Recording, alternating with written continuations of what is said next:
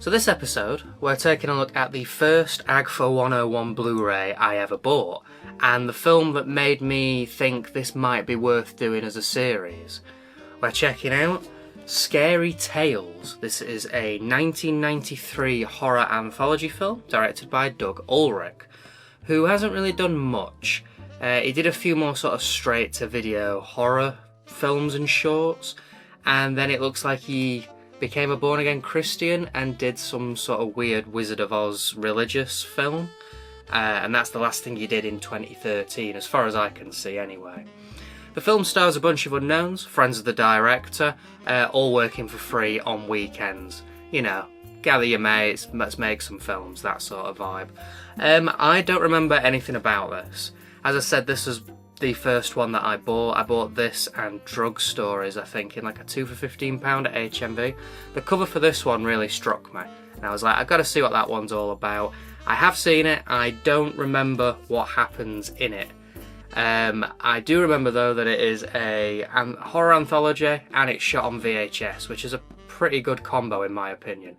So let's see if it's any good, shall we?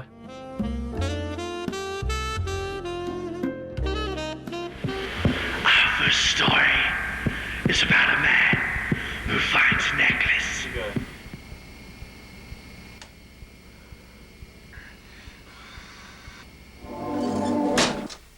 What the fuck? Going somewhere, Dad? Chuck?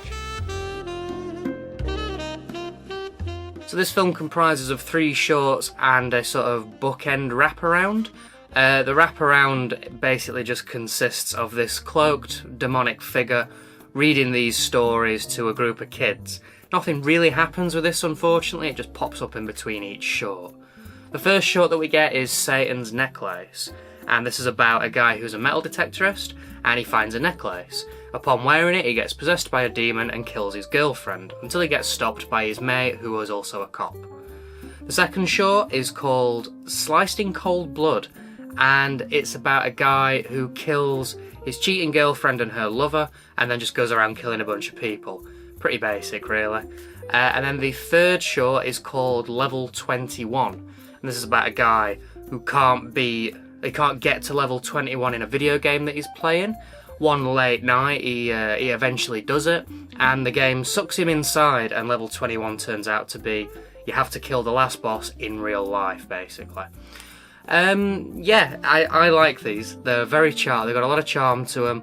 They're very low quality, but you can tell it's a group of friends getting together and just making something. And yeah, it keeps the pace. It's only 70 minutes long, so it doesn't overstay its welcome. It manages to cram 3 films and a bookend all into 70 minutes, which is quite nice. The first short is probably the best. It's got the better lines and it's got a better pace to it. The second short is a little too basic for its own good and it sort of slows down a little bit with that one. And then the third short, it picks back up again with that one. I just wish the bookend had a little more to do. The character's quite interesting, this sort of cloaked demonic figure. The voice is a little weird. It's charming, I just wish there was a little more to it. I don't believe this. Here I am, busting my ass, working 12 hours a day, and all you can think about is getting fucked. Shut up, bitch!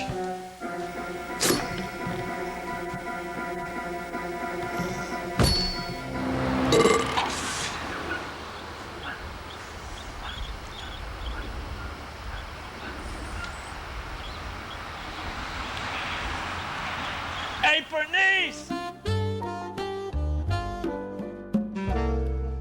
The acting, as you can probably imagine, is appalling in this, but it's appalling in that amateur, charming sort of way. Charming is going to be the word of the day with this review, really. Yeah, the line reads are all funny. There's some very strange dialogue in there. And every time this guy called Brad Stork is on screen, I'm having a good time because he doesn't hold back. He usually plays quite over-the-top characters and he really goes for it with every character that he plays. It's great. The gore. There is some gore in this, mostly in the second short actually, even though I said that the pacing dips a lot with that one. Towards the back end of it, that has the most gore in it. Heads getting ripped open, eyes popping out. And it's pretty good, you know, it's low budget for sure, but some effort and work went into it. Same with some of the effects as well. In the first short, it has things like nails and horns growing out of the guy's head and stuff, and it's not going to blow you away by any means, but for something that's so low budget like this, it's definitely like got its impressive factor to it, and as I say, charming. We're going to be saying that a lot for this one. So yeah, this was mainly shot over weekends with a group of friends in the director's home, so you're not going to get too much by way of like interesting sets or anything. It's basically shot in his basement, in his house, or in the local woods. And it's fine, it fits with what the stories are. It doesn't try and do something too big, I guess. Maybe level 21 gets a little silly when it is just playing around in the woods, pretending to be like a video game, but it works. For low budget, it works. It was shot in the 90s, but it feels very 80s. It might just be the insane amount of wood panelling that Doug Ulrich has in his house, but I like the vibe to this one. It's VHS, so it's got that softness, there's a coziness to it, everything's wood panelling. It just, yeah, it feels quite comfortable and cozy. It's not perfect by any means, the editing can be a little wonky sometimes, the music a little annoying, but for the editing especially, it was VHS, so they probably edited it on VHS as well, which is no easy feat. Yeah, overall, I really liked this one. It's got a lot going for it. It's not perfect, but it definitely entertained me for 70 minutes. That's not all that's on this disc, so let's see what else we've got.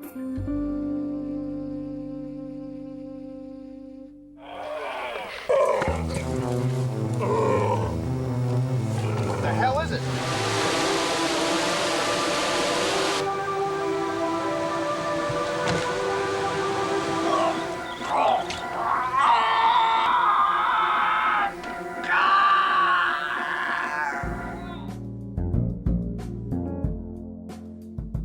Next up, we have Scary Tales, this time from 1987. This is a 22-minute demo proof of concept short film, also by Doug Ulrich. And yeah, it's just sort of getting the vibe, figuring out the shorts that he wants. It's the same 3 stories and a similar bookend. I prefer the bookend in this one though, because you actually get to see the monster. It's not just like shroud in darkness, and it's like some old lady skeleton, and yeah, I viewers of this channel will know that I've got a bit of a soft spot for a skeleton. So yeah, I wish he'd stuck with that in the main feature, but oh well, you get what you get, don't you? Everything I said about Scary Tales, the feature, you can kind of just say about this one, honestly, apart from everything's just a little bit worse. The shorts are shorter, so they're a bit more abrupt, the camera's a little worse, the effects are a little worse, you know, the acting's not as great, the cast is ever so slightly different. Doug Ulrich is actually in this one as well, but it's only just a little bit worse in every regard, really, I guess.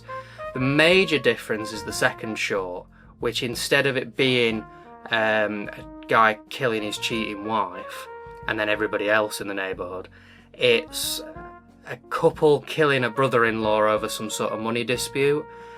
And again, that one's clearly the shortest one that they put the least amount of energy into. Level 21 is probably the most that they did for one of these. It's very slow this time around though, but it does take up like almost half the short film. Yeah, I think the major issue with this one is whatever they were doing with the camera. I don't know if this was a choice afterwards, or if the tape was just a bit weird that they had, or if it's done this over time. But it's like toxic green for most of this film, which, yeah, isn't pleasant on the eyes at all. It's an interesting little proof of concept, as that is all it is. It's nothing more than that. If it's worth watching or not, probably not. But it's cool that it's included on here. So let's move on and see what else we've got on this disc. Are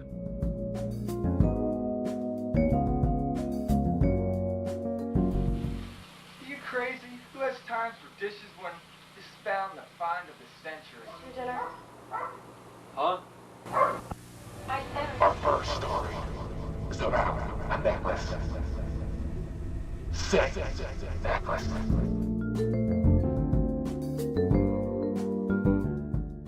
So we get a second feature on this disc, this one being called Darkest Soul, and this is Doug Ulrich's second feature film from 1994, coming in at about an hour long. So this one follows two slacker arseholes. They drink, they do drugs, they have sex with women, and they steal jewellery from corpses, because they work as grave diggers.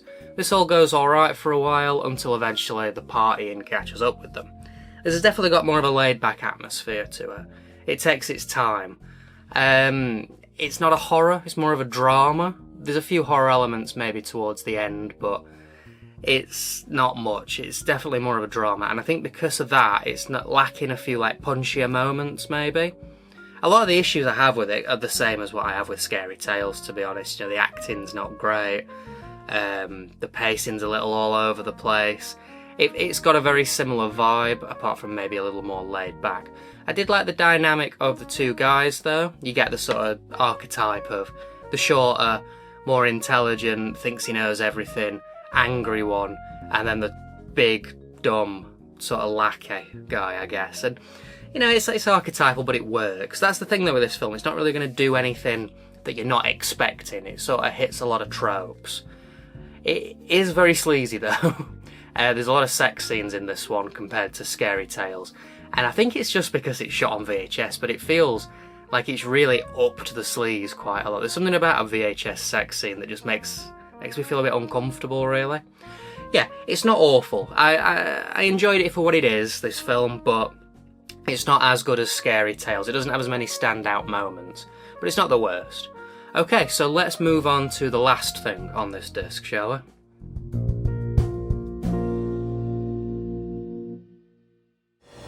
No. You are.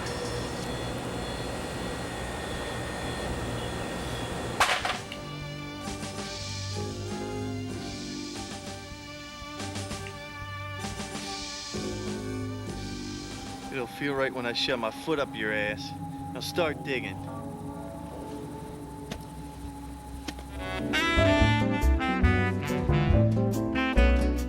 Lastly, we get 6 early short films from Doug Ulrich, all these being shot on Super 8 film instead of VHS.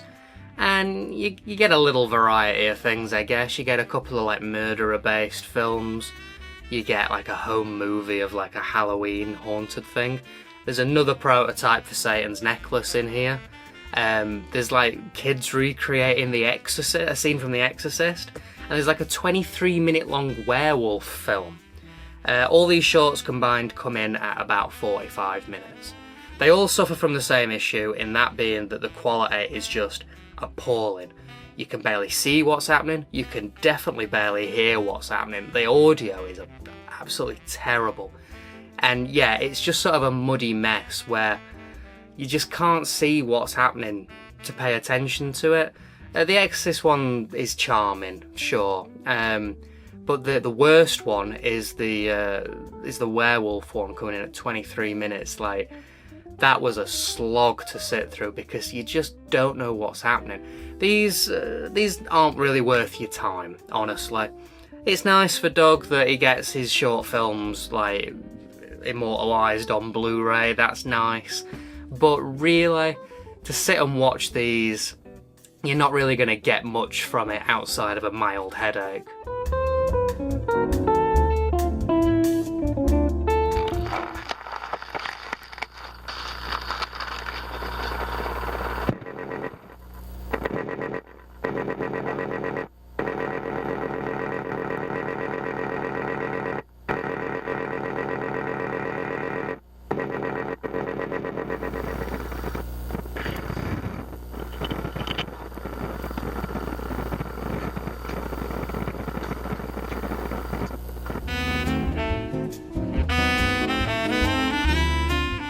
Okay, let's take a look at these prints then.